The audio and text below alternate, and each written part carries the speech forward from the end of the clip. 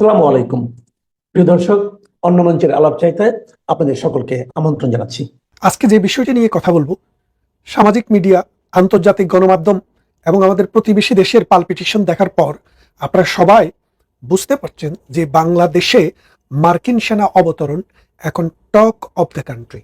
কিন্তু দুঃখজনক বিষয় হচ্ছে বাংলাদেশের কোনো রেডিও, টেলিভিশন, কোনো পত্রিকা এই নিউজটি ফলাও করে প্রচার করতে পারছে না।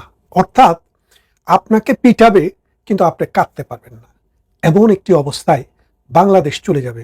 আমার মনে হয় যে তরুণ প্রজন্ম আশা নিয়ে আন্দোলন করেছিল শেখ হাসিনা সরকারের বিরুদ্ধে, তারাও এটি চায়নি। যে জনগণ রাস্তায় গিয়ে দাঁড়িয়েছিল সরকার পরিবর্তন হোক সেই কথা চিন্তা ভাবনা করে, অথবা কোটা পরিবর্তন হোক সেই কথা চিন্তা ভাবনা করে, তারাও কিন্তু আজকের দিনটি কল্পনা করেনি। কথা বাড়াতে চাই না সেদিকে। আপনারা জানেন গত 3 দিন থেকে বাংলাদেশে মার্পার হারকিউলিক্স নামে একটি সেনাবাহিনী এবং অস্ত্র বহনকারী যুদ্ধ বিমান নিয়ে বাংলাদেশে অবতরণ করেছে। কক্সবাজারে তাদের জন্য হোটেল খালি করে দেওয়া হয়েছে, 5 স্টার হোটেল। কেউ বলছে 90 জন, কেউ বলছে 120 জন, কেউ বলছে তারও বেশি। আমরা সঠিক সংখ্যা কোনোদিনও জানতে পারবো না, শুধুমাত্র তাদের উপস্থিতি দেখে আপনারা যেটুকু বুঝতে পারেন। বাংলাদেশ কিন্তু কোনো যুদ্ধ অবস্থাতে নেই।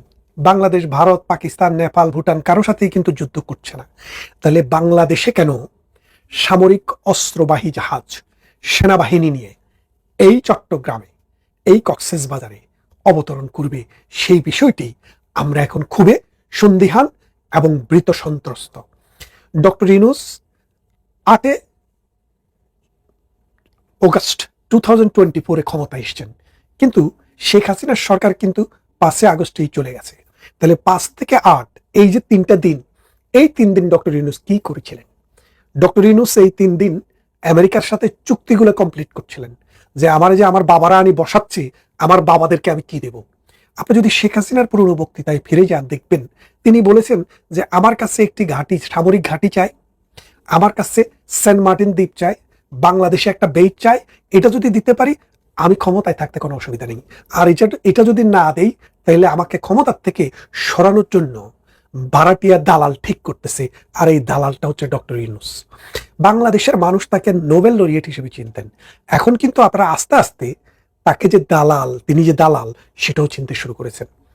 ভারত কখনো চায়নি যে বাংলাদেশের এই ভূখণ্ডে আমেরিকান সৈনিক এসে, আমেরিকান অস্ত্র এসে মিয়ানমারে পুশ করুক যে প্রতিবেশী রাষ্ট্রের সাথে।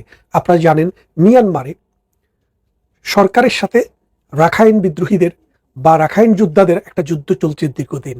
একটা সময় এসে মনে হয়েছিল মিয়ানমার সরকার এই অঞ্চলের দখল হারিয়ে ফেলবে, কিন্তু পরবর্তীতে তারা কিন্তু আবার সেই দখলটি পুনঃস্থাপন করেছে। এখনো যুদ্ধ চলছে। এখন কমাস আগে আপনারা দেখেছেন ডক্টর ইউনূসের কাছে আমেরিকা এখানে একটি করিডোর চেয়েছে। করিডোর নাম দিয়েছে কি মানবিক করিডোর। হত্যা করার গুলি, মানুষকে হত্যা করার জন্য ট্যাঙ্ক, মানুষকে হত্যা করার জন্য স্টেন গান, মেশিন গান, বোমা। তার মানে এই জাতিসংঘের তত্ত্বাবধানে অথবা আমেরিকার তত্ত্বাবধানে, তাদের সহযোগিতায় আমরা মানবিক করিডোর বলতে এখন যেটা বুঝি সেটা হচ্ছে মারণাস্ত্র পরিচালনা করার, মারণাস্ত্রকে নিয়ে যাওয়ার একটি করিডোর। সেই করিডোরটি আর্মি, বিডিআর, বিজিবি, পুলিশ সহ বাংলাদেশে যেসব শৃঙ্খলা বাহিনী আছে, সশস্ত্র বাহিনী আছে, তারা প্রতিবাদ করেছে। বিএনপি সহ বড় বড় রাজনৈতিক দলও এটার প্রতিবাদ করেছে, কারণ এটার কনসিকুয়েন্স অনেক গ্রেভ হইতে পারে। কারণ বাংলাদেশ থেকে যদি আমেরিকা প্রক্সি ওয়ার করে আমাদের মিয়ানমারের সাথে, ঠিক চায় না এই মিয়ানমারে এসে প্রক্সি ওয়ার করবে বাংলাদেশের সাথে। এখন বাংলাদেশ বনাম চায়না নাকি চায়না বনাম আমেরিকা, এখানে যুদ্ধ হবে। আর যুদ্ধের ব্যাটেল ক্ষেত্র হচ্ছে বাংলাদেশ। বাংলাদেশকে আপনি কোন দেশের সাথে তুলনা করবেন এখন? আপনি কি সিরিয়া, লেবানন অথবা গাজার সাথে তুলনা করবেন? ডক্টর ইউনূস কিন্তু বলেছিলেন যে বাংলাদেশের অবস্থা গাজার মতো। আসলে তখন গাজার মতো ছিল না। তিনি এখন নতুন গাজার সন্ধানে এই আমেরিকাকে দাওয়াত দিয়ে এনে আমার দেশে মারণাস্ত্র সহ আমেরিকার সেনাবাহিনী। 1971 সালে স্বাধীনতা হওয়ার গত 53 বছরে আমরা কখনো আমেরিকার সেনাবাহিনীকে আমাদের ভূখণ্ড ব্যবহার করে অন্য কোনো দেশে হামলা, অন্য কোনো দেশে অস্ত্র পরিচালনা আমরা করতে দেয়নি। আমেরিকার সেনাবাহিনী এর আগেও বিভিন্ন সময়ে আমাদের দেশে এসছে ছোটখাটো মহড়া দিতে, 10 জন 5 জন। সামরিক না বেসামরিক বিমানে করে তারা এই দেশে এসে চট্টগ্রামে বা বাংলাদেশের বিভিন্ন অঞ্চলে গিয়েছে।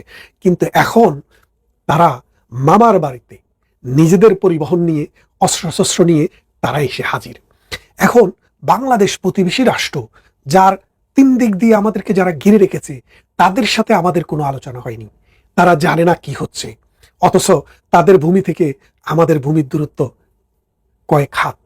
এখন ভারত গতকাল সর্বদলীয় এবং ভারতের সমস্ত সিকিউরিটি এজেন্সি এবং 3 বাহিনীর প্রধান একসাথে বসে মিটিং করেছে যে বাংলাদেশে কি হতে যাচ্ছে।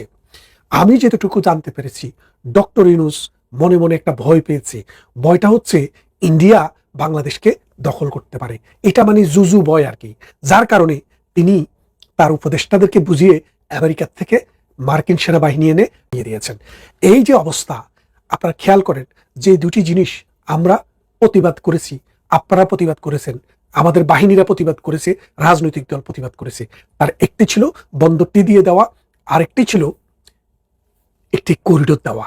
এখন আমেরিকাকে করিডোর কিন্তু দিয়ে দিয়েছে। আপনারা জানেন কিনা জানি না, বাংলাদেশের এই মিয়ানমার সীমান্ত দিয়ে কিন্তু আমেরিকার সেনাবাহিনীদের কিন্তু যাতায়াত শুরু হয়ে গেছে।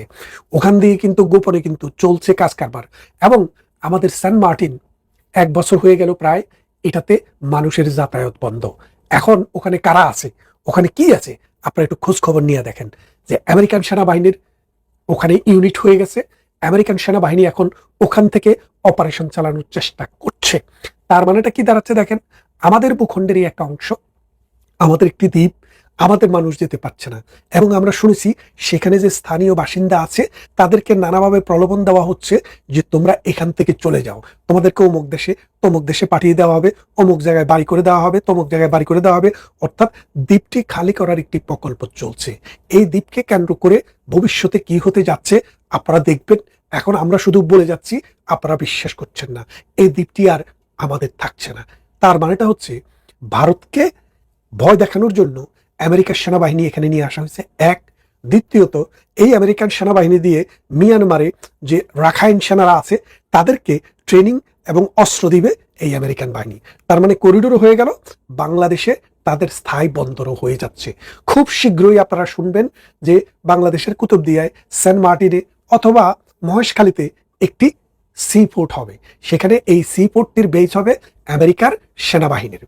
সাম্প্রতিক সময় আপনারা জানেন এই যে মিডল ইস্ট সাগরে যেটা কাতার বেসড, অর্থাৎ কাতারের সাথে আমেরিকার সবচেয়ে বড় সামরিক ঘাঁটি, অথচ কাতারে যখন হামলা করে আমেরিকান সেনাবাহিনী কি করেছে, কাতারকে রক্ষা করার জন্য আমেরিকান সেনাবাহিনী একটি কথাও বলেনি, একটি বোমাও ছাড়েনি, একটি গুলিও চালায়নি।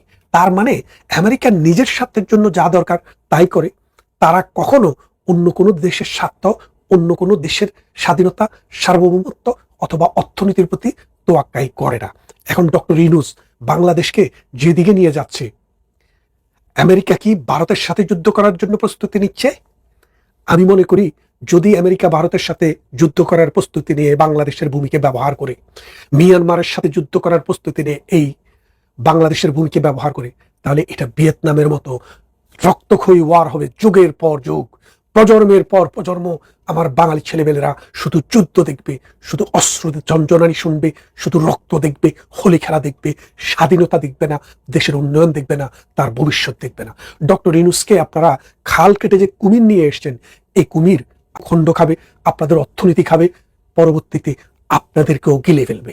এই কুমিরকে আপনি যদি এই খালের পানি শুকনা না করতে পারেন, শুকাতে না পারেন, এই কুমিরকে যদি এ দেশ থেকে বিতাড়িত করতে না পারেন, আগামীর ভবিষ্যৎ বাংলাদেশের আকাশে শুধু কালো মেঘ, কালো ধোঁয়া আর বারুদের গন্ধ। ভারত একটি দক্ষিণ পূর্ব এশিয়ার শক্তিশালী দেশ। ভারত কখনো চাইবে না বাংলাদেশের মতো ছোট একটি দেশে আমেরিকার থেকে সেনাবাহিনী এসে ঘাঁটি করুক, আর ঘাঁটি করে ভারতকে ভিজিলেন্ট করুক, চায়নাকে ভিজিলেন্ট করুক, মিয়ানমারকে ভিজিলেন্ট করুক, পাকিস্তানকে ভিজিলেন্ট করুক। কারণ এই অঞ্চলের মাতাব্বরি আমেরিকা আশা করবে এই দক্ষিণ পূর্ব এশিয়ার কোনো একটি দেশও চায় না, একমাত্র ইউনূস ছাড়া। আমাদের সেনাবাহিনীও চায় না, আমাদের জনগণও চায় না, ভারতও চায় না, পাকিস্তানও চায় না, মিয়ানমারও চায় না।